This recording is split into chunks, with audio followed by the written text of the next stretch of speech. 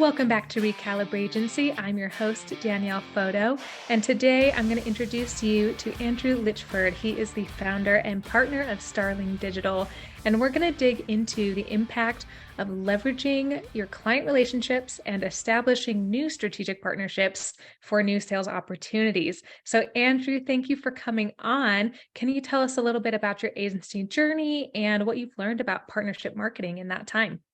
Yeah, thanks for having me on, Danielle. I started Starling in 2015, and we were a dev shop for those first 4 or 5 years, and kind of expanded our service offering a little bit along the way. But really, last year we pivoted, and now we're primarily focused on website optimization. Everything kind of coming in through a strategy door, and really focused on increasing website conversions in a more holistic way. Took on a partner at that time. Her background's in conversion copy and UX strategy, so that was really where the nice marriage of those two development and strategy pieces came together. And partnerships with other agencies and really building on client relationships has been the core for me of how I've done business. And until Allie joined last year and we kind of reshaped our offering, there was no outbound or really even inbound effort happening for us. So sales was a very organic and network oriented thing. And so had no option but to leverage those relationships and build those partnerships. And for me, it really suits my personality well. I've never had a sales development person on my team. It's always been founder led. So, I had to find what worked for me as a person, and that was it. I'm really great at talking to people, but I don't like to cold call or initiate conversations if I don't have those introductions or those existing relationships. So, it's been great for us over the years. The agency partnership has really been probably the cornerstone of it for us. We have 2 or 3 great partnerships and longstanding relationships with other agencies that have been a really pivotal thing for us. Whether that's bringing clients directly to us, or mentorship, or being another arm for us with our clients to reach into when we don't have the skill set that they have. So it's a two-way street, that those partnerships. It's great. What's your take on referral agreements with agency partners? Yeah, so I think it depends on the context. For us, we do a lot of subcontracting. We don't, I would say it's probably 70-30, 70% of the time we're working with them still having the point of contact, and we're just working behind the scenes. Or maybe they know we're a strategic partner that's been brought on, but we're still not PMing the project. So, in that relationship, there is no, real referral fee or anything like that happens. We've never honestly had to deal with that. The relationships we have just been so strong and organic and it's always been a two-way street. If we send someone to them, likely they're going to send someone back to us, and we've never asked for a percentage or a kickback or any sort of contract or anything like that. I know, that's common, and other agencies do ask for that, but it's just never been a part of the way we do business. Yeah. And I think that says a lot about the relationships we have. There's a lot of trust there.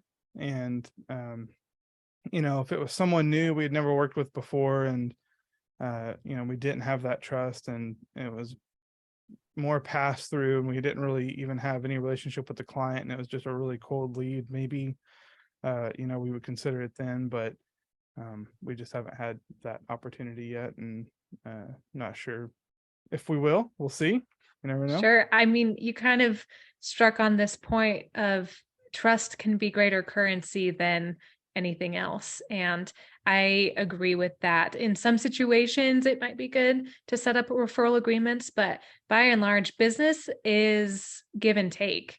And so by setting up trusting, well-established relationships with other agencies and subcontractors, freelancers, you can build something beautiful, even if there's not any sort of official referral agreements in place. Yeah. Yeah, I agree. Yeah. I like the way you put that. That trust is a better currency than referral fees and contracts. That's a good one. I'll keep that in mind. Oh yeah, for sure. Take it, run with it. So some agency leaders out there kind of struggle talking to prospects and filling their pipelines out a little bit, even when they have good partnership marketing going and the leads are easier to close. Do you have any advice, some tactics that you use to help close those referrals? Yeah, are you, just so I'm clear, are you talking about specifically if we have an agency partner that sent a client to us, we don't already have the client relationship, so it's still a lead. Correct. Right. Yeah, I'm one of those people. Once I have the relationship in hand, I'm really great at nurturing it and doing account management. But I think a lot of that comes down to who's sending you the referral, first of all, or where the lead's coming from. So if it's one of the two primary agencies we work with, a lot of the qualifying has been done just because we are so very similar in who we work with, um, which a lot of people see as competition, but we don't, just because we service them in a slightly different way. So a lot of this, for me at least, a lot of the stuff that is difficult about nurturing a lead like that is trying to do a lot of the what I feel like is like sales small talk, and deal with qualifying and getting to know about the company and all of that. And fortunately, when it's a referral, we kind of get a lot of that done for us, and it's sent over in a brief. And so most of the conversation is more just about getting to know the person on the other end of the call, and that's what I'm more comfortable with, Hmm. because I don't have to do all that like sell small talk. And so I think building that referral network is huge in that, because it cuts out a lot of that for you, at least in my experience. As far as direct client leads go, I think just doing your due diligence with research before the call, having a really good CRM in place.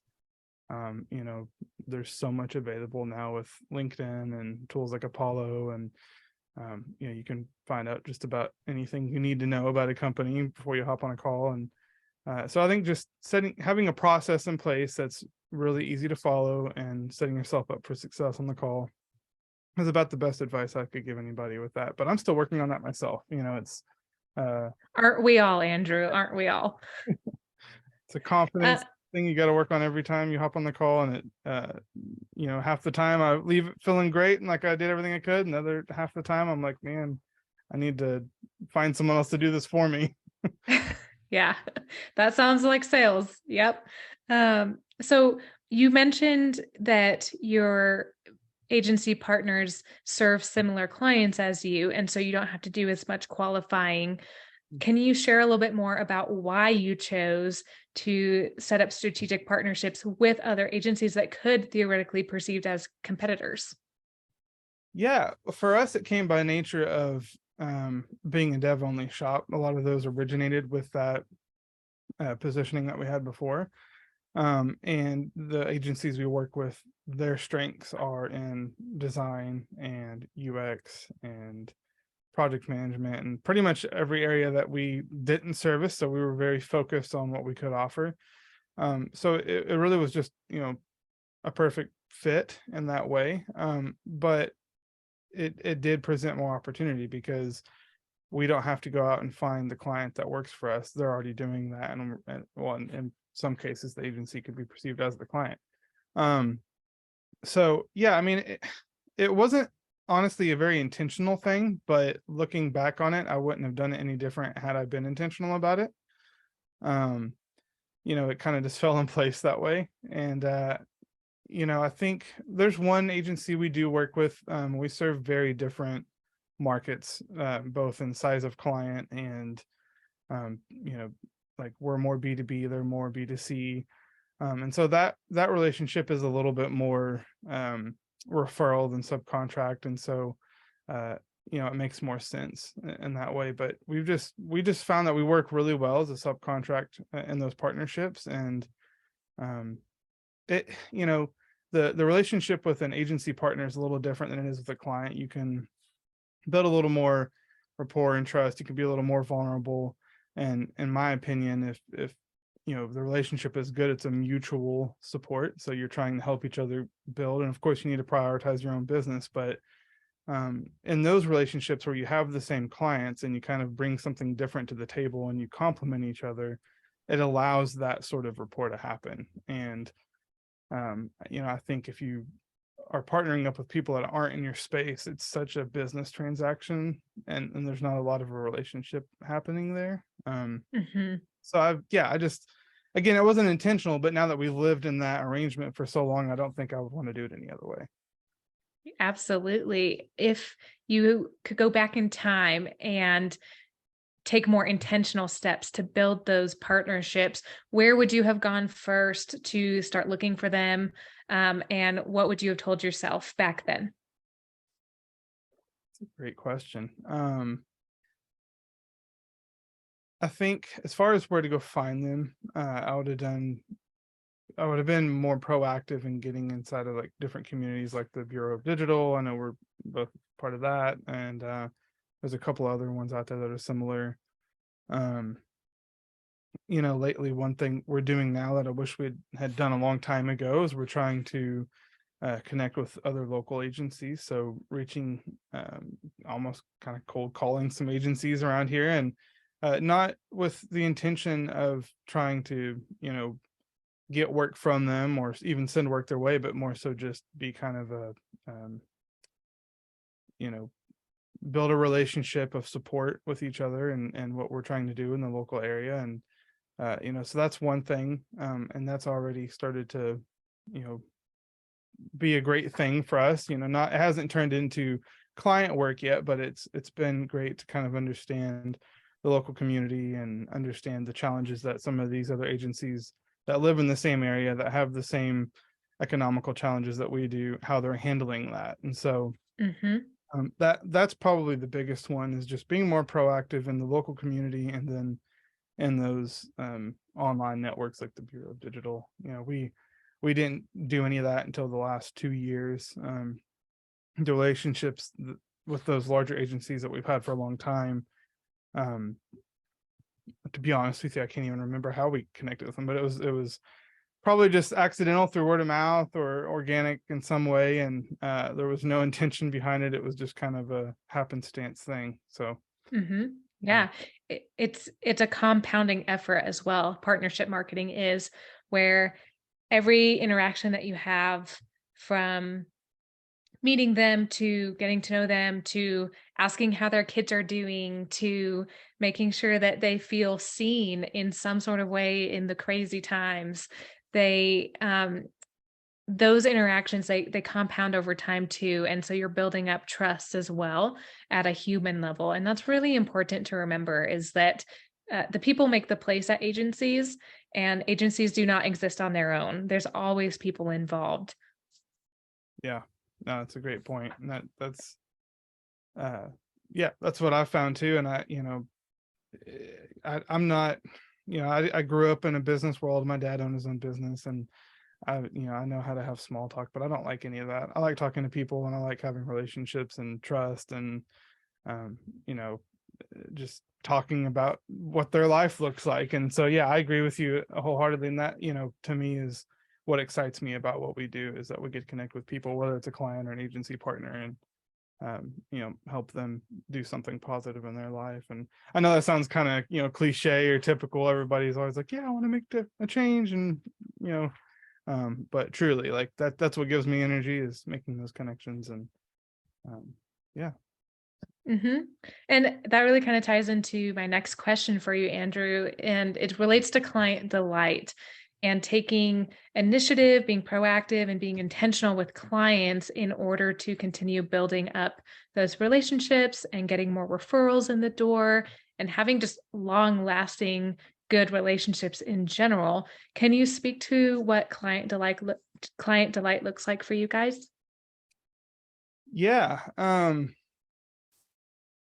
I think the go-to here is like some sort of external validation. We're all looking for you did a great job on this project, or thank you so much, or some sort of metric that we can, chase after the, you know, our average order value went up or whatever it is. I think that's kind of the go-to, but I think what we don't look for a lot is um, feedback and where we need to improve with clients. And, I've found over the years that clients appreciate honesty, whether it's good or bad, more than not. And if you are proactive in that, I think that really builds that trust. And to me, client delight is that trust. Like, it's building that trust with the client where they feel like they can come to you and really, trust that you're going to get done what they need to get done.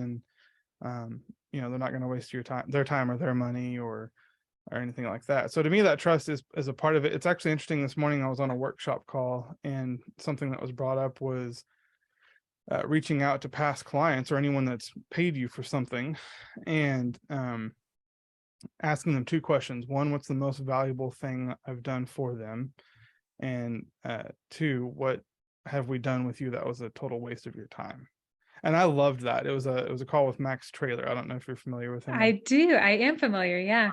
Yeah, so I was joined for the first time. I hadn't met Max other than talking on LinkedIn before today, and so I was on that call, and he's the one that said that, and I was like, "Well, that's what a great idea," because I don't think we're really proactive in asking how we can be better. Like, we're always looking for that external validation, and that's fine. I have no problems with metrics of success and all that, but um, if you can understand what you could do better with your client and be proactive in that, I think you're going to gain their trust a lot more, and that's going to turn into client delight. Definitely. And to spin off that from a slightly different angle, have you heard of sending out one question client surveys where you ask, what is it that we do best? Like, that's the only question you ask. Have you heard of that before? Um, Not necessarily put that way, but client surveys after services. Yeah, but no, not the one question. I don't think I'm familiar with that. Yeah, that was a really interesting approach that one of my clients just took with their client base. And so basically, they sent this email. It was just that one question, like, what is it that we do best? And they got their responses back. They stuck them all in a spreadsheet so they could see all of them.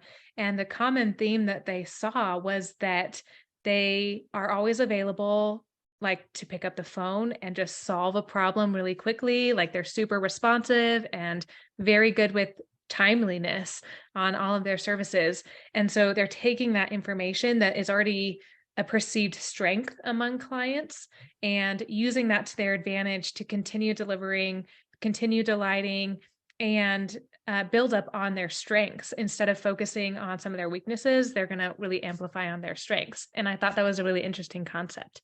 That's incredible. Is that survey, is it open form where it's just like a text box, or are they choosing from, like, some pre You know what? It wasn't even formal like that at all. It was just an email, and like the call to action was reply to this email with Wow, what you think. That was it. Like, it didn't take a ton of extra back end time to set up. They just put it through their email software and sent it out to their list. And then they tabulated their responses and looked through them. that's incredible. And they got a good amount of people reply to that. They did. Yeah. I think, what was the percentage? I think they had like an 8% reply rate or something like that, which I was impressed with personally. I think that's a really good reply rate for something like that. Yeah, oh, that's awesome. Yeah, that's a really good idea. We'll have to think about that. We have a process for offboarding. Mm-hmm. Do like a post launch call and kind of ask some of those questions on a call. But I'd be curious to send out an email, especially with just a single question that's really focused like that, and see what the reply rate's like. See what Yeah, we get to. I think people tend to probably be a little less candid on a call than they would in an email. So I think so. Yeah. And granted, these are people that are still clients as well. So it's not like they're ending the relationship or anything like that either. So the situation's a little bit different too, but I thought it was really interesting and it seemed to be effective. So that's always something to try as well. Um, Now there's also a need while you can't necessarily have external tracking of all client delight items, you can track client outcomes to some degree. So, what have you and your team done to bake in some habits for building case studies and demonstrating the value of your work? Yeah, so this has been a very huge focus in the last 6 months for us. Because as I mentioned briefly earlier, we pivoted last year, so took on a partner and expanded our service offering. And so we, with that, have had to build out a new set of case studies and a new portfolio to earn that work, because most of the portfolio was dev oriented, a lot of it was subcontracted, and that is a challenge with subcontract work, is you can't always show your work publicly, depending on the relationship and the project. So we've had to be really, intentional about having some direct client projects that would yield really good results so that we can build those case studies out. Um, and for us, with the website optimization work, it's more CRO focused. It's great because you have metrics that come along with that. So we use we use a few things. So Hotjar, Google Analytics, and then Microsoft Clarity, something we've been really getting into for the last few months. And so we do if we're doing just a project for somebody and we're not going to do any sort of ongoing retainer CRO work, which is most of what we do, we mostly do project-based work. We'll do a post-launch 3-month and 6-month check-in. The 6 months is like a full-blown audit. The 3 months is more of just a kind of high-level heuristic sort of view of how things are going. Mm-hmm. And so what we've started to try and get in the routine of is building sort of an initial launch case study. It doesn't have a lot of metric-based stuff, but it's just showing off the work. Like, here was the problem, here's what we did to try to solve the problem, here's our assumption about what's going to happen, and then we will update that at the 3-month and at the 6-month mark. And so I like the assumption, like you're forecasting, here's what we expect to happen. You're not just like shooting at the breeze and hoping that it works. yeah, and we're conservative with that assumption too, because I think that's where a lot of people get in trouble is you make claims or really big assumptions and you communicate those with the client, and data is great, but data only takes you so far. So we Right. don't, users are humans, and humans are only so predictable. So yeah, we do the assumption, but we're conservative with it. And yeah, we'll see how it goes. I mean, it's as far as like our in the past case studies and portfolios from the dev standpoint, I'm a big believer of building in the wild. Like, our website we're about to push some updates today. The current site's kind of a work in progress, so I'm all about trying to be open about work, and when you can. I'm a huge fan of ConvertKit and Nathan Barry and that whole crew. And when Nathan was building ConvertKit years back, he did all of that in the wild with blog posts. Like, he was Mm-hmm. writing about the whole thing the whole time, and I just love that. I think it's the coolest thing in the world, and there's a lot of positive things that come from that. So writing about your work, sharing your work in any form, highly recommend it. We have not done it enough, and this transition in business has really shined a light on that for us. And that's probably, you asked me earlier if I could go back and give myself advice. I would probably give myself advice about this more than anything. Uh-huh. That would be to like share my work more and be more intentional about how I share it. Mm-hmm. So what do you do to build the habit mentally and in your workflow so that you don't forget or just don't let it sit too long to where it becomes like less relevant or you don't remember the details as well? What do you do to make sure that you deliver on a project, you set those benchmarks that you're shooting for, and then you have your monitoring process afterwards? How do you get it started at the beginning? Yeah, so that, having a really fleshed out process for that is pretty new to us. So I can't speak wholeheartedly into the effectiveness of this yet, but what we're doing now is so we use Asana for project management.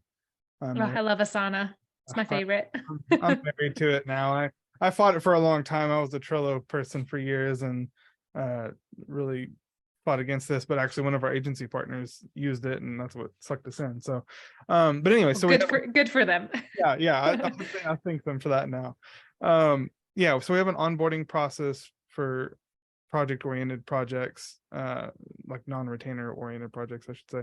And then, obviously the meat potatoes, but then offboarding is a really key piece that we've added on recently. And that's both for like that client delight aspect where we're having those offboarding calls, but then it's also for our internal work where we're building in line items within that offboarding process to take everything that we did in the audit of the project, use that to build assumptions out, and then there's just a process for how we have a case study template that we've built for the site that prompts us for all these different pieces of information.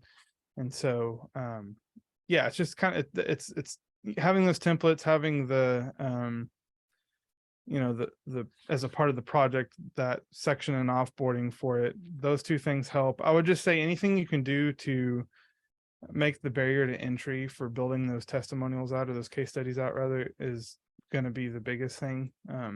Because we're busy, you don't have a lot of time, and you're done with the project and you're already thinking about going on to the next thing or making a sell. And it takes time to stop and create a case study and publish it and right.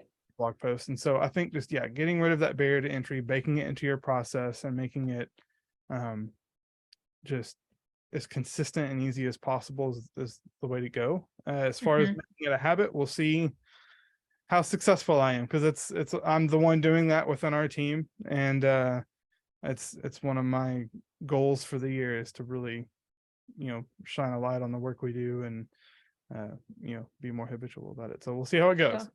I'll be watching your website then and see if you keep posting up case studies. Yeah. Oh, and the other thing too is if you get to the point where you feel like you can't do all of that, you can find someone to delegate that to. And if you feel like you don't even have the time to sit down and pull up a document and write it out, you could sit down, open up a video recording platform and record yourself talking and send that to a writer and have them help you pull it together and put it up on your website. So you have options, even if you feel like you can't just sit down and do it the way that it needs to be done, like start to finish. You can delegate a lot of that to other people.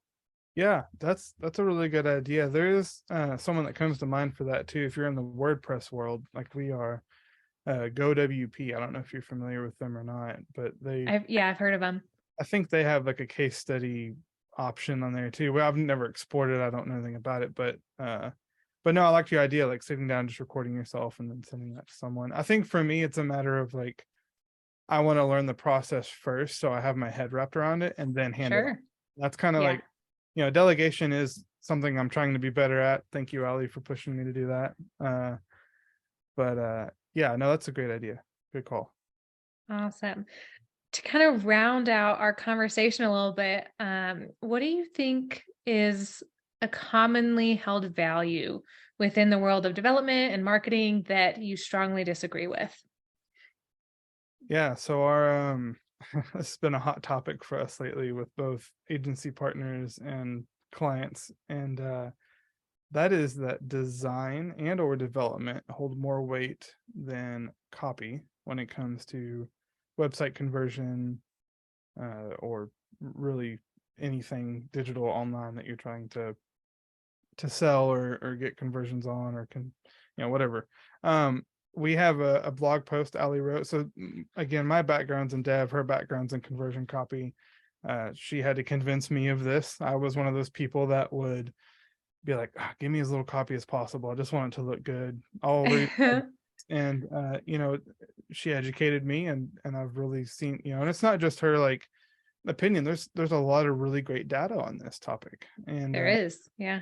And so and all that to say too, like what we have found is that there's a really great balance between copy design and development. Like we don't hold one significantly higher than the other, but at the end of the day, we feel pretty strongly that conversion copy plays a bigger role in how people buy than anything else. And so there's a blog on our site if you want to check it out. It's called 5 Copywriting Myths That Are Hurting Your Website's Conversion Power. And Ali goes into breaking that down. There's some really good citations in there. I think Nielsen Group has a couple studies, and anyways, that's our thing. We want to break the all the preconceived notions about design being the end all be all when it comes to website conversions, because it's not. Yeah. Do you feel like you have to sell clients on that concept pretty regularly? Absolutely. And as we consider, you know, doing more inbound work later this year and kind of building our expertise, and that's Allie's really kind of owning that side of the Yeah. business.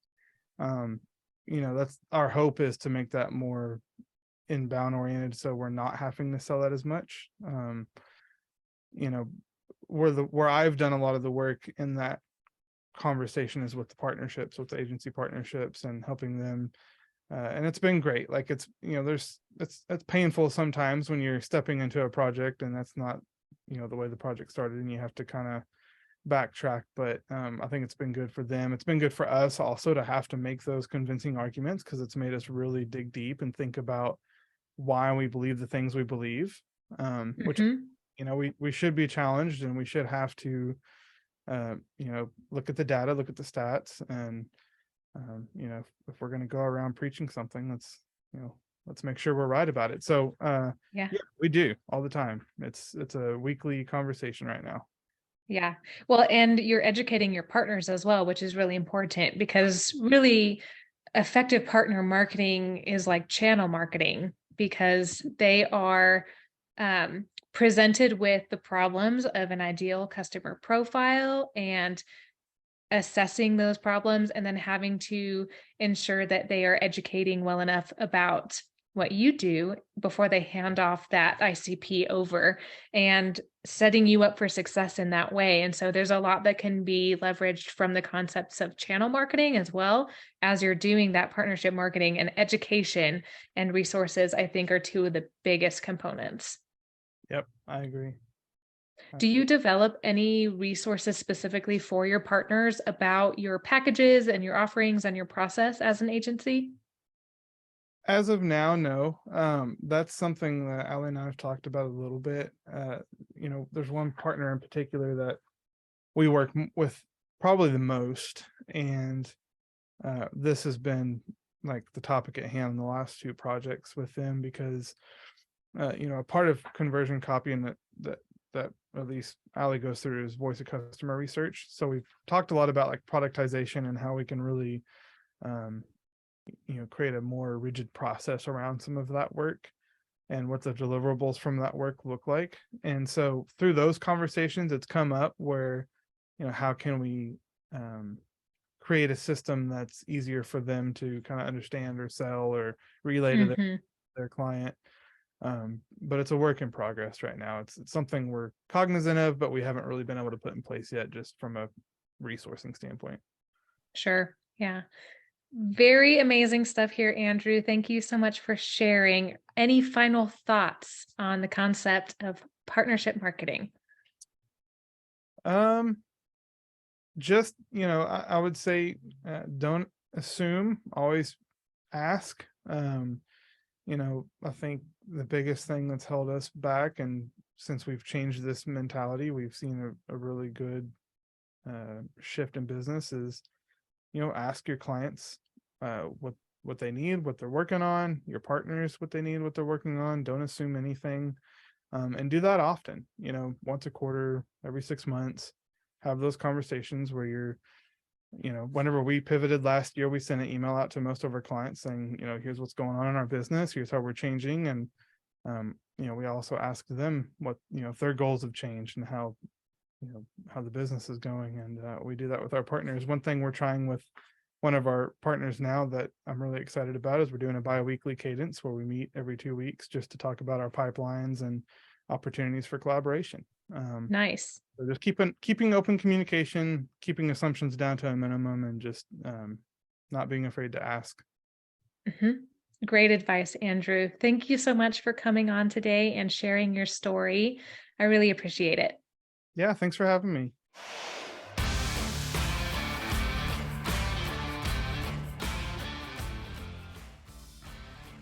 Just as Andrew mentioned, it's important that you focus on your partnership marketing and building up delightful client relationships.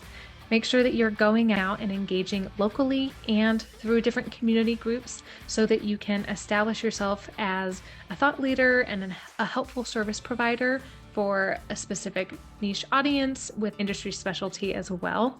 And when you are doing those engagements, think about the long-term impact as well and what that could mean for your business, for case studies that you'll be able to do. So identify how you want to structure those agreements and those partnerships.